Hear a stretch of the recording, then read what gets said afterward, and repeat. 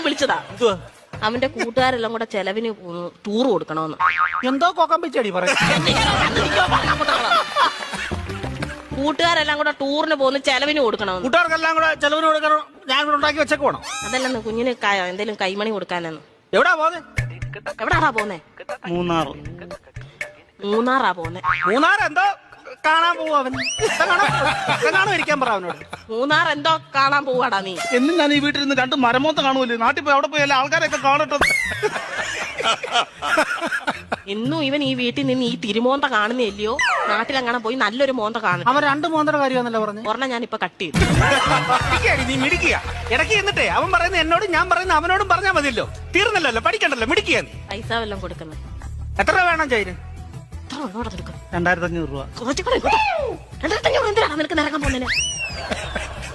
5000 രൂപ വേണം.